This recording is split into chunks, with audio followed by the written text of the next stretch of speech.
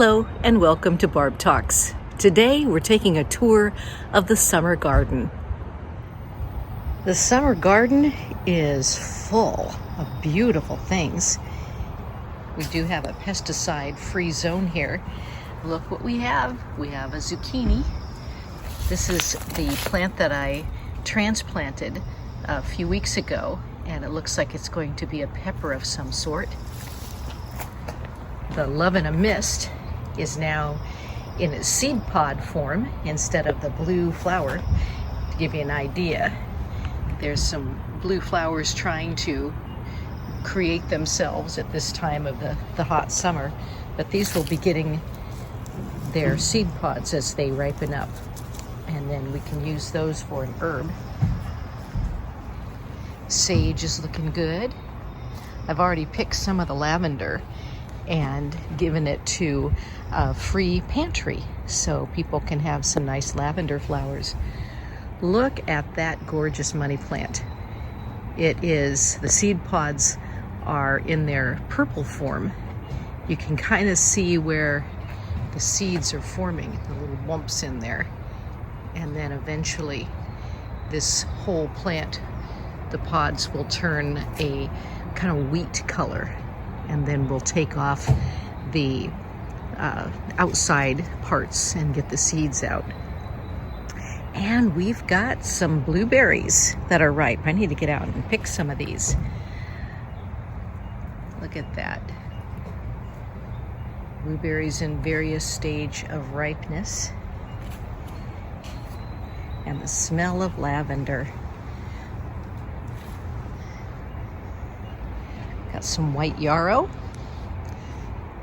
and I just cleared out this area that was full of mints, and they will be growing back. It's dry right now, and mints like moisture, but some of them are trying to come back out again.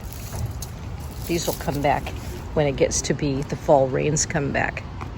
We still have an active bed of sorrel.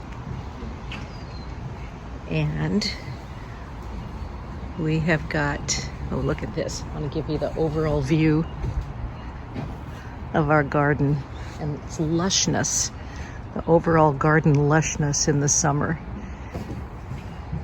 We've got the raspberries,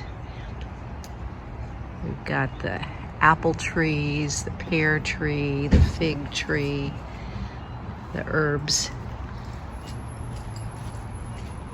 And this is black currants. They're not quite ready yet, though they're getting pretty close. They need to be all the way black, not purple. Here's some that look like they're almost ready of the black currant. And we got red raspberries. Picked a bunch of those a few days ago. Be picking more because we've got more red raspberries ready to go. And we've got oregano, and the apples in the apple tree are not ripe yet. This is berry season right now. Need to cut back some more of my herbs over on the parking strip, and after they're cut back, they will grow again, just like this area here. All of this used to be this high, and I cut back a swath of it all the way to the ground. And now this is coming back, so I'll most likely cut all that, and then we'll have, by the time this gets big, this over here will be small.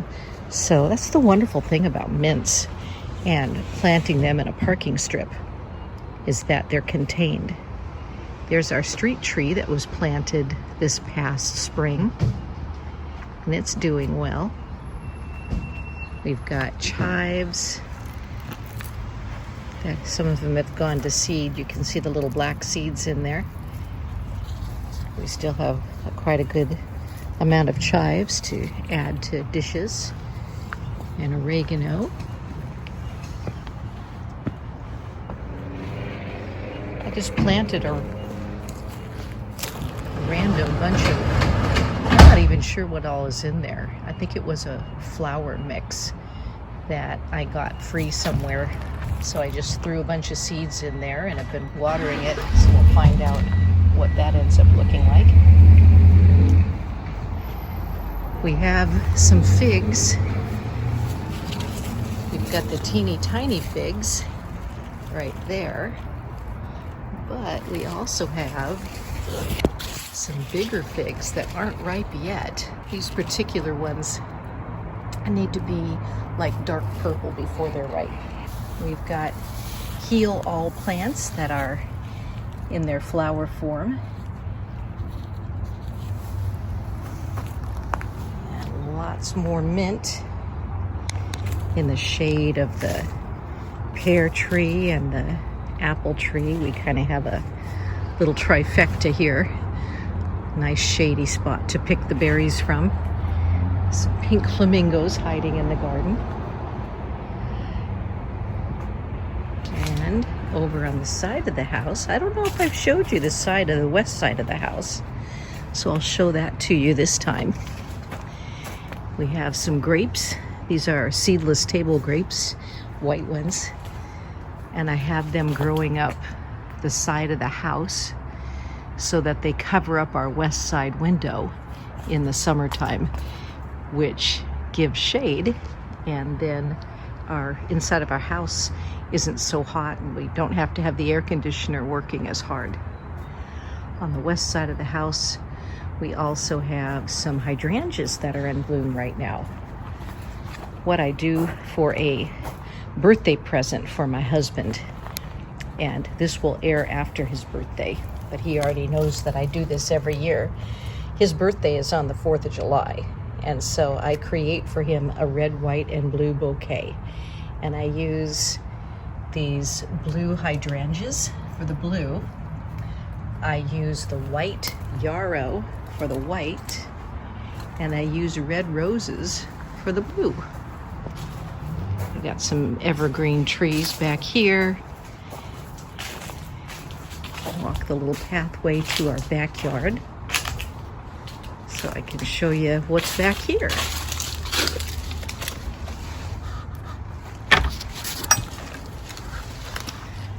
Backyard greets us with ferns. And I need to cut back some of the herbs back here as well. The backyard also greets us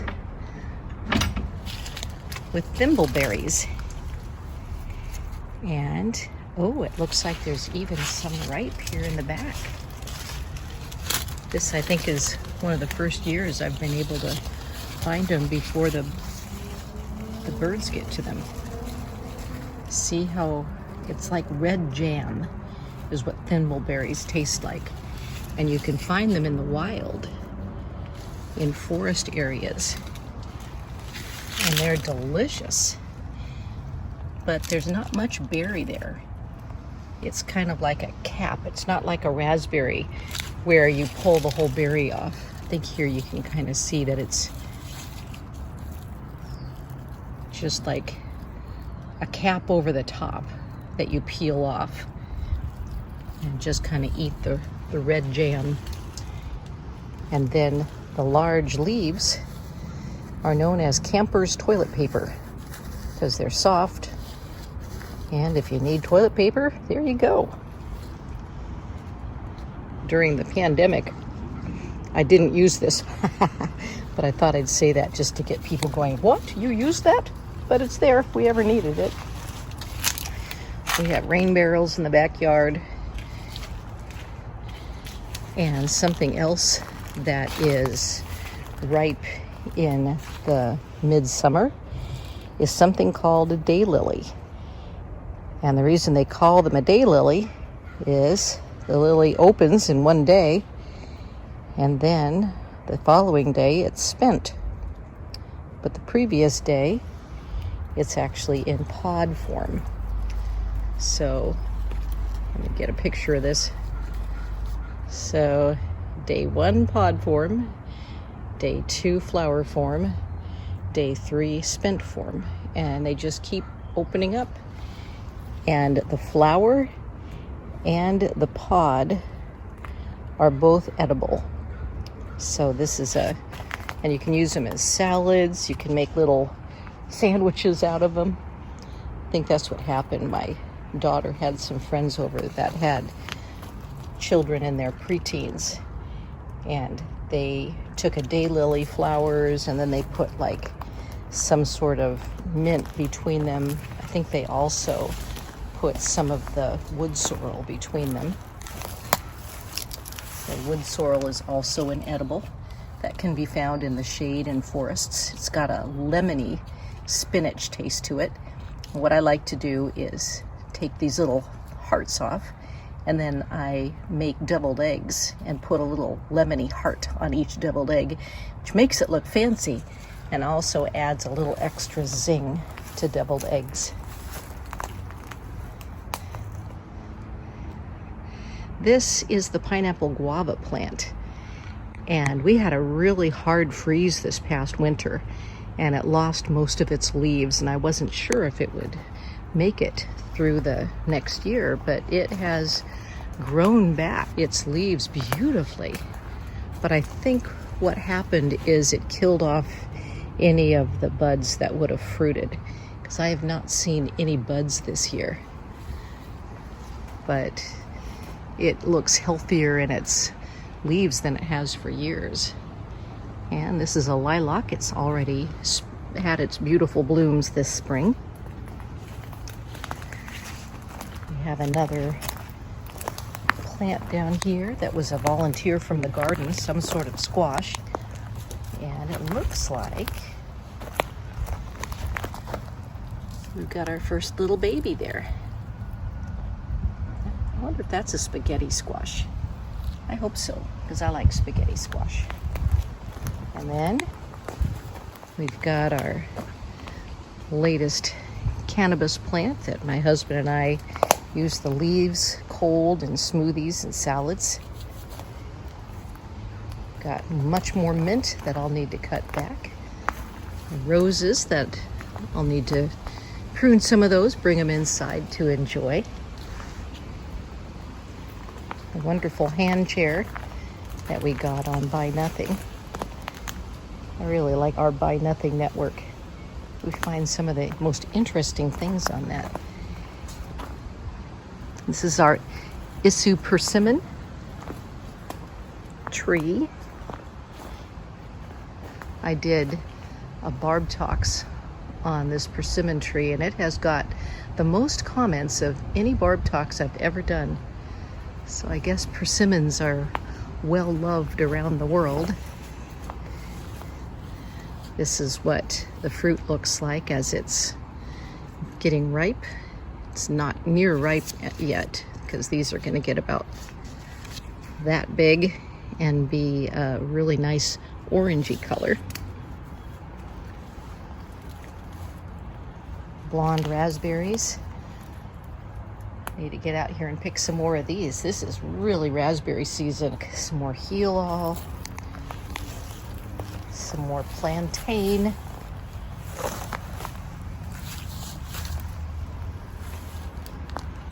The aronia berry bush.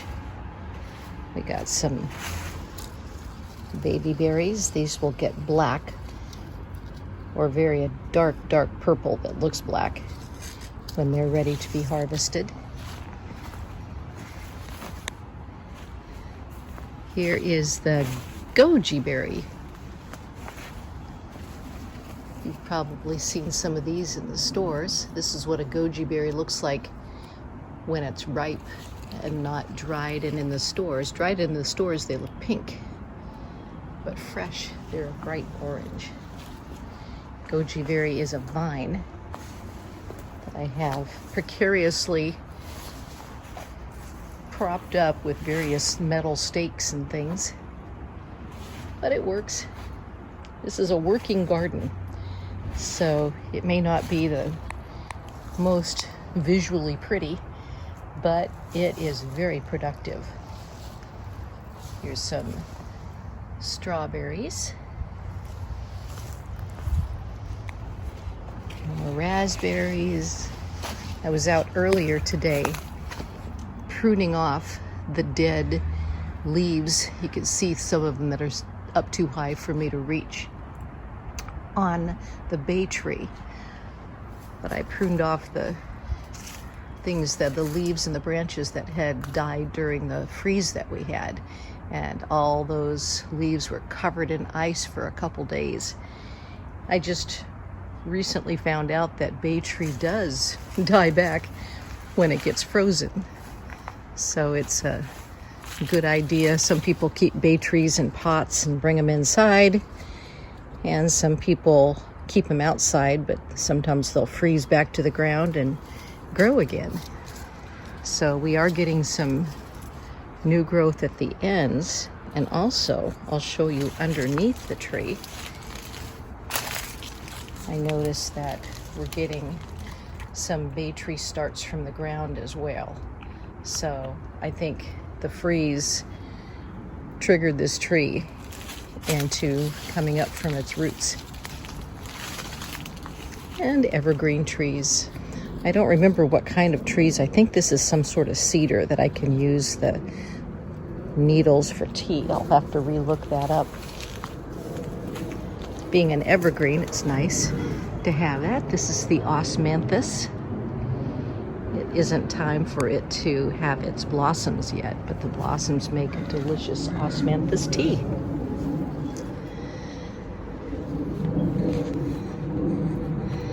I just love my relaxing little garden. Very thankful for nature. Thanks for joining me in the summer garden today, and thanks for watching Barb Talks.